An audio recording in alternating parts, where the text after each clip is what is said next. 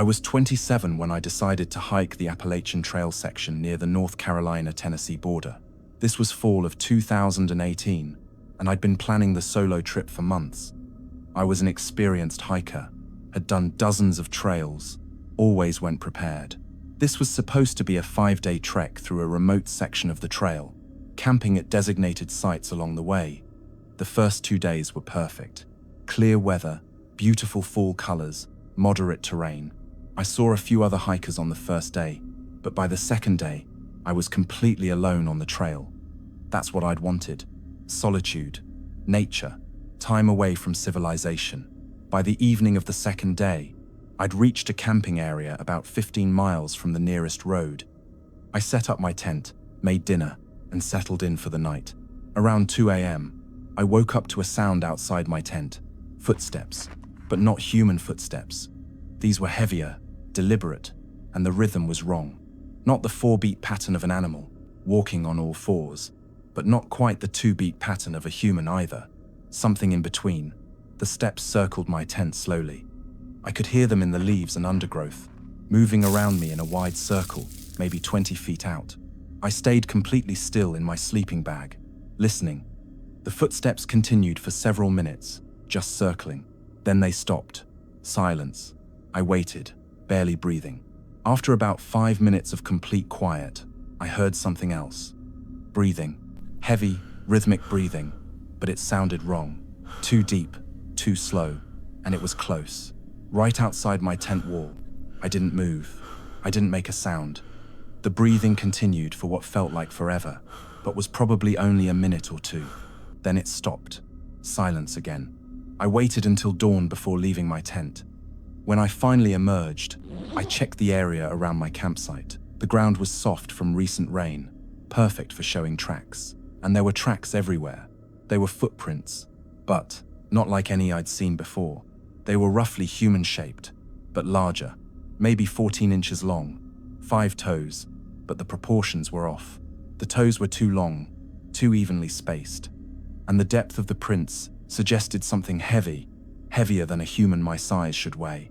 The prints circled my tent exactly where I'd heard the footsteps, and there was one set of prints pressed deep into the mud right where I'd heard the breathing, inches from my tent wall. I took photos of the prints with my phone. I tried to rationalize them. Maybe a bear, but bears have claw marks in their prints, and these had none. Maybe a person with large feet, but the proportions were wrong. And why would someone circle my tent at 2 a.m. in the middle of nowhere? I packed up quickly, more unsettled than I wanted to admit. I continued hiking that day, but I couldn't shake the feeling of being watched. Every few minutes, I'd hear something in the forest parallel to the trail, branches breaking, leaves rustling, always just out of sight, always keeping pace with me. I'd stop, and the sounds would stop. I'd start walking, and shortly after, the sounds would resume. Something was following me through the forest, staying hidden in the trees. By late afternoon, I reached another camping area. I didn't want to stop. I wanted to keep going, to get to a road, to get out of the forest, but it was getting dark, and hiking at night on an unfamiliar trail was dangerous. I set up camp, but this time I gathered large branches and created a barrier around my tent. Not that it would stop anything, but it made me feel slightly better. That night, the same thing happened. Around 2 a.m., footsteps circling my tent. The same heavy, wrong rhythm steps. This time I could hear my branch barrier being disturbed as whatever it was walked through it. The branches scraped and snapped as something large moved through them. Then the breathing again, right outside my tent, closer this time. And then something new, a sound I can only describe as sniffing, like an animal smelling something, but amplified. Long, deep inhalations right against the tent fabric. Whatever was outside was smelling me through the tent wall.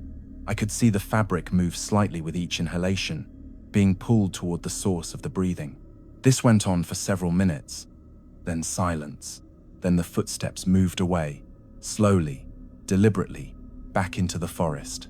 In the morning, I found the same tracks, but this time there were other signs. Trees near my campsite had fresh scratches on them, high up, at least 7 or 8 feet off the ground. Long, deep gouges in the bark, 3 parallel lines like claw marks but wrong. Too even, too deliberate. And my branch barrier had been carefully moved aside. Not broken through, but moved. Branches picked up and placed to the side in neat piles. I made a decision. I was leaving. Forget the rest of the planned route. I studied my map and found a trail that would take me to a Forest Service road. About 8 miles away, I packed up and started hiking fast. The forest felt different now in daylight. Too quiet. No birds singing. No squirrels rustling. Just silence except for my own footsteps and the occasional sound of something moving parallel to me in the trees. About 3 miles into my exit hike, I found something that made me stop cold. In the middle of the trail was a pile of stones, not random, stacked deliberately in a cairn about 2 feet high. But this wasn't a trail marker. Trail markers are on the sides of paths, not blocking them, and this cairn was fresh. The stones were still wet with dew, dirt on them still dark. Someone or something had built this within the last few hours, probably while I was breaking camp. I walked around it, took a photo, and kept moving. A mile later, another cairn. Same size, same deliberate stacking, right in the middle of the trail. Then another mile later, another one. Whatever was following me was leaving these, marking my path, showing me it knew exactly where I was going. The cairns continued, one every mile, all the way to the Forest Service road. When I finally reached my car at the trailhead parking area, I was exhausted and terrified. I loaded my gear as fast as I could and drove away. I didn't look back. I later reported what happened to the Forest Service. They said other hikers had reported similar experiences in that area. Footsteps at night, feelings of being followed, strange stacked stones, trees with high scratches, but no one had ever seen what was causing it. They investigated the photos I'd sent of the footprints. Wildlife experts couldn't identify them. Too large for any known animal in that region. Wrong shape for bear. Not human, but not clearly anything else either. The scratches on trees were too high and too deep to be from any local wildlife. The cairns suggested intelligence, an ability to manipulate objects, to communicate or mark territory. The Forest Service increased patrols in that area but found nothing. No visual sightings, just more reports from hikers of the same phenomena. Footsteps at night, breathing outside tents, feelings of being watched. Tracks that don't match any known animal. Stacked stones appearing on trails. High scratches on trees. Whatever is in that forest stays hidden. It doesn't show itself. It just stalks, watches, and leaves evidence of its presence. I never went back to that section of the trail. I still hike, but never alone anymore, and never in that region. Because I learned that some things in the forest don't want to be seen. They stay in the peripheral. They follow from the shadows.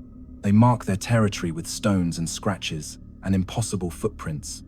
And they want you to know they're there. They want you to hear them circling your tent.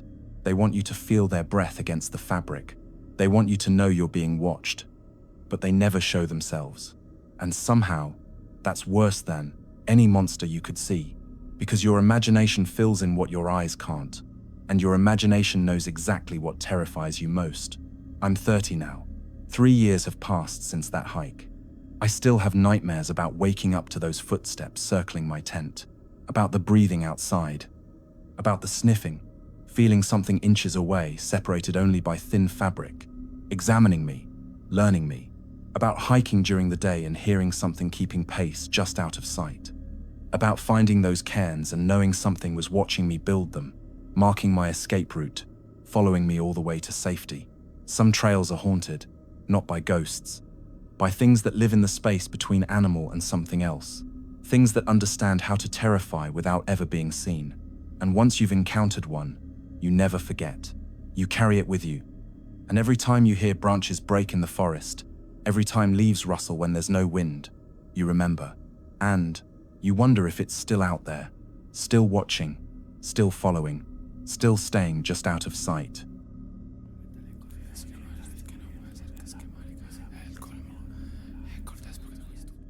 I was 31 when my husband and I took our 2 kids camping in the Cascade Mountains of Washington State. This was summer of 2020, right after COVID lockdowns had eased slightly. We needed to get out of the house, away from screens, back to nature. Our kids were 7 and 9, old enough to appreciate camping but young enough to still be excited about it. We found a remote campground, not one of the developed sites with bathhouses and RV hookups, but a primitive area deep in the national forest. We arrived in late afternoon, set up our 2 tents, made dinner over the campfire, and settled in as the sun went down. It was perfect. The kids roasted marshmallows, we told stories, we stargazed. By 9 p.m., we had the kids in their tent, and my husband and I were sitting by the dying fire, enjoying the quiet. That's when we first noticed the smell. It started faintly, then grew stronger. A rank, musky odor, not like campfire smoke or forest decay. Something organic and wrong, like wet dog mixed with rotting meat, and something else I couldn't identify. My husband noticed it too. We checked our food storage, thinking maybe an animal had gotten into our cooler. Everything was secure. The smell intensified, seeming to come from the forest around us, from multiple directions at once. We went to bed around 10, both unsettled by the odor, but trying not to worry the kids. Around midnight, I woke up to a sound, something large moving through the forest near our campsite. Not trying to be quiet, branches breaking, heavy footfalls, deliberate movement. I nudged my husband awake. We listened together.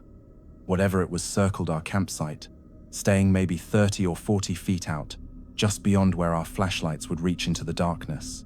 The movement continued for several minutes, then stopped. The smell intensified again. That same rank, musky odor, but stronger now, almost overpowering. Then we heard something that made my blood run cold.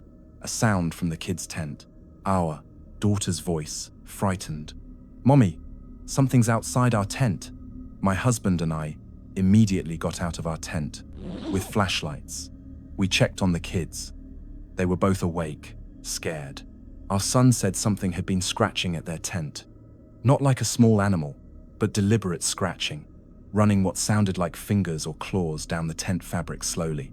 We brought both kids into our tent, all 4 of us cramming into a space meant for 2. We kept our flashlights on, pointing them outside through the tent mesh. For the next hour, we heard it. Movement around our tents. The scratching continuing, now on our tent. Long, slow, drags down the fabric from top to bottom. Not tearing the tent, just touching it, feeling it, making sure we knew something was there. The smell came in waves, strongest when the scratching was closest. Around 2 a.m., it stopped. The scratching ceased, the movement in the forest quieted, even the smell began to fade. We didn't sleep. We sat in our tent, with our terrified children until dawn. When the sun finally rose, we immediately checked the outside of our tents. Both tents had marks. Long scratches in the fabric, 3 parallel lines, running from top to bottom in multiple places, not deep enough to tear through, but clearly intentional. And in the soft dirt around our campsite, we found tracks. They were unlike anything I'd seen, roughly foot-shaped, but elongated, maybe 16 inches long and 6 inches wide. 5 distinct toe impressions, but arranged differently than human toes. The big toe was in the center, with 2 toes on each side, and the depth suggested something heavy, maybe 300 pounds or more. The tracks circled both tents, came right up to the fabric walls, where we'd heard scratching, then led back into the forest. We packed up immediately. No discussion, no debate. We were leaving. The kids were crying, my husband was pale, I was shaking.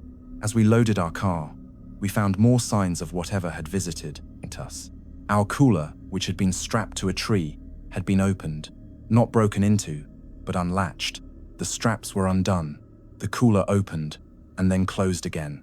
Nothing was taken, nothing was damaged, but something had opened it, looked inside, and closed it.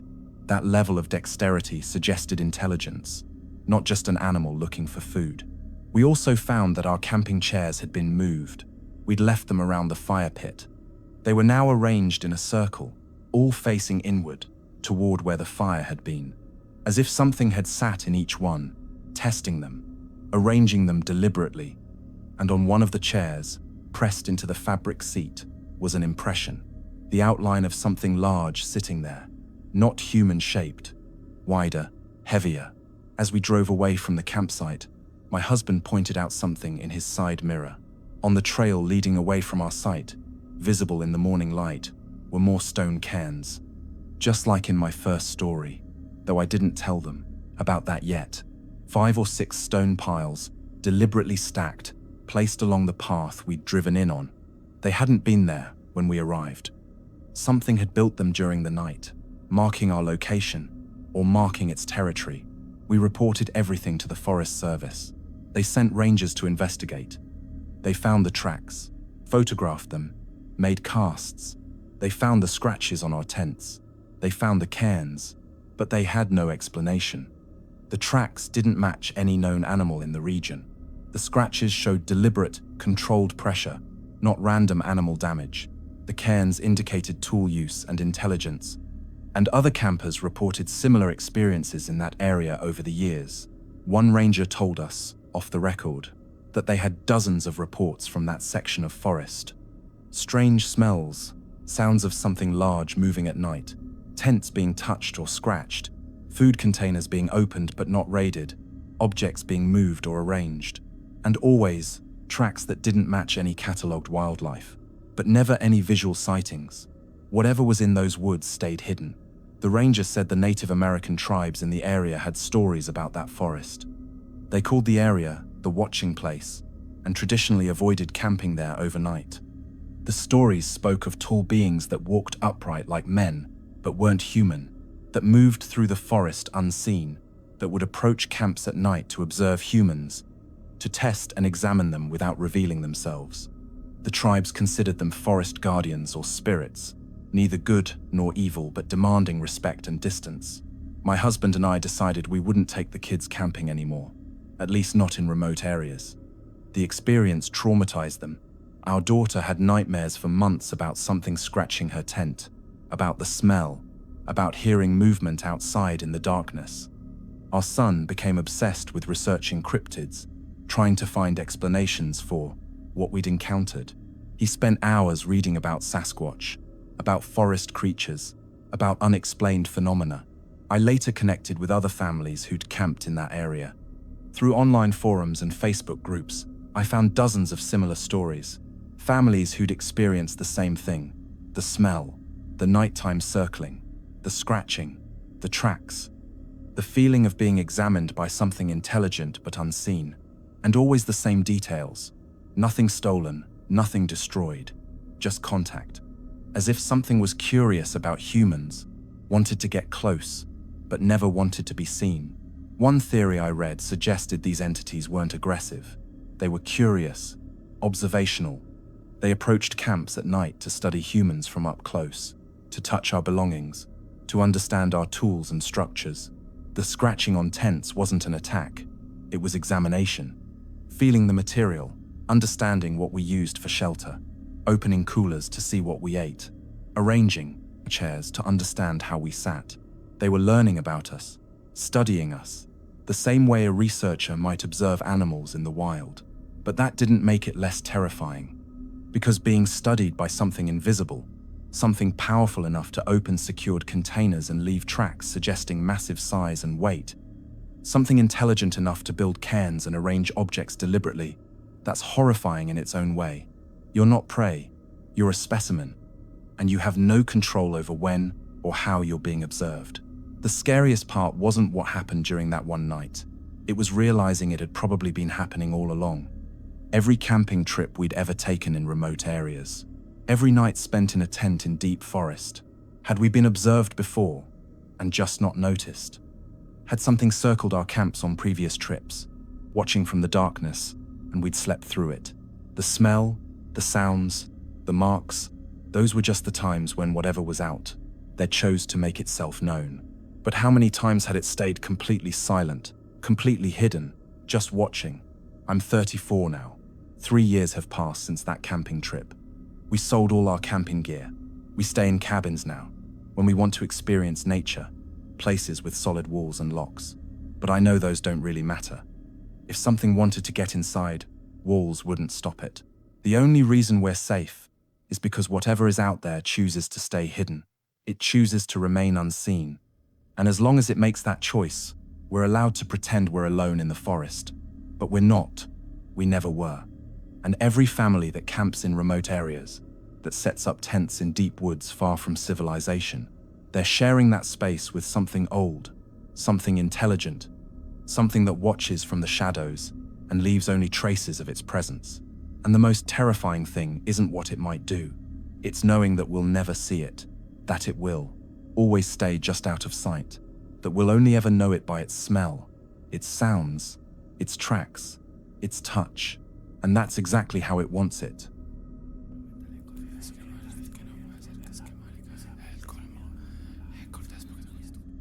I was 29 and working as a field biologist studying wolf populations in northern Minnesota. This was winter of 2019, and I'd been assigned to a remote research station deep in the Superior National Forest for a 3-week observation period. The station was a small cabin equipped with basic supplies, heating, and communication equipment. My job was to monitor wolf activity, document sightings, and collect data on pack movements in the area. I arrived in early January when the forest was deep in snow. The isolation was expected. The nearest town was 40 miles away, accessible only by snowmobile. I'd done solo fieldwork before, was comfortable with the solitude. The cabin was well stocked, and I had satellite phone for emergencies. The first week went smoothly. I'd snowshoe out daily to check camera traps, document tracks, and observe from various vantage points. The wolves in the area were active. I'd hear them howling at night, find their tracks crossing the research area, occasionally catch glimpses of pack members moving through the trees at distance. This was exactly what I'd hoped for. Good data collection, clear evidence of healthy pack activity, professional success. Then, things changed. It started with the cameras. I had 20 trail cameras positioned in a grid around the research area, motion activated to photograph any animal activity.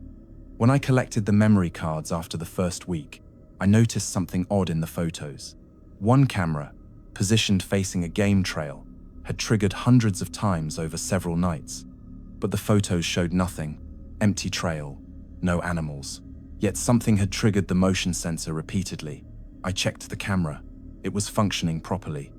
I tested it, walking past it, and it photographed me clearly.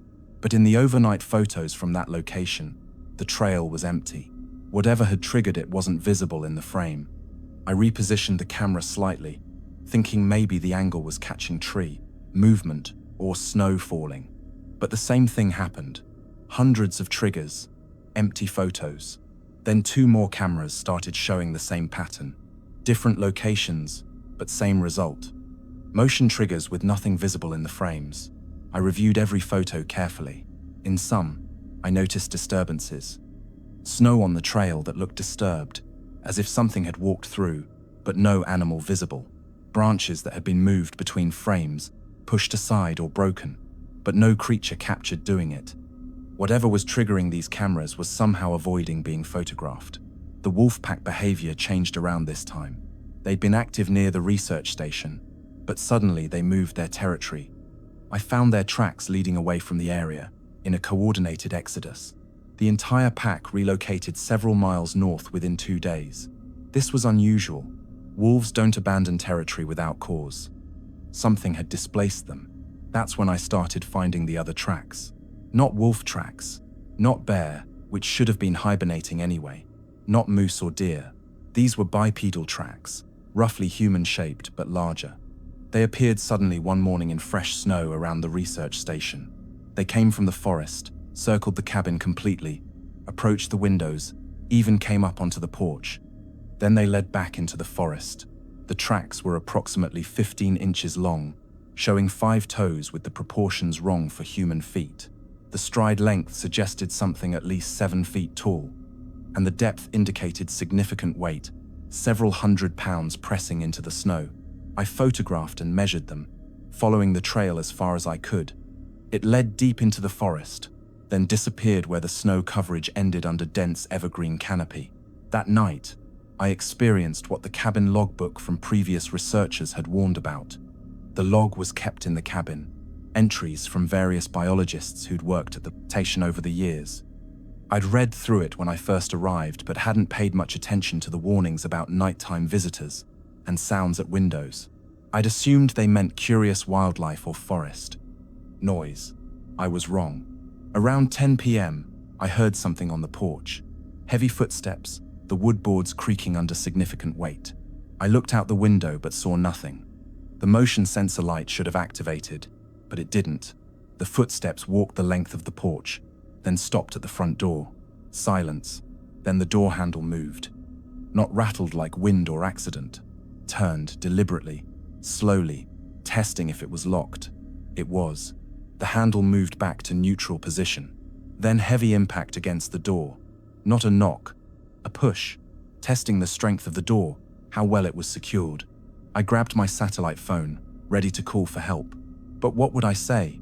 Something was pushing my door? I waited. The impacts stopped. Then footsteps moved to the window, beside the door. I was across the room, could see the window clearly. The footsteps stopped at the window. Then the window itself moved. Someone or something was pushing against the glass, testing it. The panes flexed inward slightly, then released. This happened several times, testing each window systematically. I turned on every light in the cabin, trying to illuminate the exterior. Nothing visible outside. But the testing continued, window by window around the cabin. Something was walking the perimeter, checking each window, pushing against them, examining the structure. This took about 15 minutes. Then it stopped. Silence. I didn't sleep that night. In the morning, I found more tracks. They circled the cabin, stopped at each window exactly where I'd heard the pushing. But there was something else. The propane tank, which powered the cabin's heat and stove, had been tampered with. The valve cover had been unscrewed and removed, set carefully on the ground beside the tank. The valve itself was untouched, still in the closed position, but the cover required tools to remove. Whoever or whatever had done this understood how to use tools, how mechanical systems worked. I radioed my supervisor using the scheduled check-in. I explained what was happening. The tracks. The camera triggers with no visible animals. The wolves leaving. The nighttime testing of the cabin. The propane tank tampering. He listened, then told me something I hadn't been briefed on. Other researchers at this station had reported similar phenomena over the years. Some had left early. Some had completed their stays despite the occurrences. But everyone reported the same pattern. Something lived in that forest. Something large, bipedal, and intelligent. It didn't attack people. It didn't damage property significantly. But it observed humans. It tested structures. It examined equipment. It seemed to study researchers the way researchers studied wildlife. The organization had documented these incidents internally, but hadn't published anything because there was no physical evidence beyond tracks and anecdotal experiences. No photos, no specimens, no definitive proof. My supervisor gave me the option to leave early with no penalty, but he also said the data I could collect on this phenomenon would be valuable. If I stayed and documented everything carefully, it could contribute to understanding whatever this was. I decided to stay, not because I wasn't afraid, I was terrified, but because, as a scientist, I needed to understand. I needed data. The next week was surreal. I continued my wolf research, but now I was also documenting the other presence. Every morning, new tracks around the cabin. Every night, sounds of something, testing windows, touching the walls, walking the porch. I set up recording equipment, audio, and video. The audio captured footsteps, breathing, wood creaking under weight. The video showed nothing, just empty porch, darkness, but audio proof something was there. I found more evidence of intelligence. My snowshoes, which I left on the porch, were moved one night. Not taken, just relocated, arranged in a neat parallel position rather than the careless pile I'd left. My research notes, which I'd left on the porch table, were rearranged. The pages had been turned, examined, then stacked again. Something was looking through my work, trying to understand what I was doing. Most disturbing was the gift. One morning, I found something on the porch that hadn't been there the night before. A deer skull, completely clean of tissue, bleached white by exposure. It was positioned carefully on the top step, facing the door. Not threatening, more like an offering or communication. Deer don't die with clean skulls naturally. Something had cleaned this, kept it, and placed it deliberately. I took photos, collected the skull as a specimen. That night, the activity intensified. The footsteps were heavier, faster. The door wasn't just tested but pounded. Not break-in attempts, but forceful contact. The windows rattled. Something was angry or excited that I'd taken the skull. After an hour, it stopped. Then I heard something new. Vocalization. Not an animal sound, not human speech, but something between. A series of whoops and grunts that had almost linguistic pattern. Communication attempt. I didn't respond. I stayed silent inside the locked cabin. The sounds continued for a few minutes, then stopped. In the morning, there were dozens of tracks, multiple individuals. Whatever this was, it wasn't alone. There was a group, possibly a family or social unit, and they were all interested in the research station, in me, in what I was doing. I stayed the full 3 weeks. Every night, similar activity. Never visual contact, but constant evidence. Tracks, sounds, objects moved, vocalizations. I documented everything. Photos, audio recordings, measurements, observations. When the extraction team came to snowmobile me out, I showed them the evidence. They weren't surprised. They said every researcher at this station experienced the same thing. It was known, documented, but unexplained. The organization has files on this. Decades of reports from this research station and others in remote forests. Always the same pattern. Large bipedal tracks. Invisible to cameras. Intelligent behavior. Nighttime observation of humans. No aggression but clear curiosity. And complete avoidance of being seen.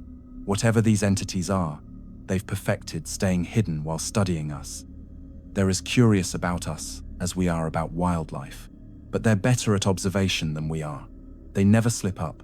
They never appear in photos or videos. They leave only tracks and sounds and evidence of their intelligence. I submitted my report. It's in a file somewhere, classified as unexplained phenomena rather than wildlife observation. I completed my assignment successfully, collected good wolf data, but I also collected data on something else. Something that watches scientists study nature. Something that examines our tools, our notes, our structures. Something that wants to understand us without revealing itself. And that's more scientifically fascinating and personally terrifying than any known wildlife encounter could be. I'm 32 now. 3 years have passed since that winter in the research station. I still work as a field biologist, but I've never taken another remote solo assignment, because I learned that when you're alone in deep wilderness, you're not the only observer. You're also being observed. You're being studied. Your patterns, your tools, your behavior, all catalogued by intelligence that preceded human presence in these forests by millennia. And they're better at staying hidden than we'll ever be at finding them. They control when and how we know they exist. And mostly, they choose to remain unknown. Just tracks in snow. Just sounds at night. Just the feeling of being watched from the darkness. That's all they allow us to see. And that's exactly how they want it.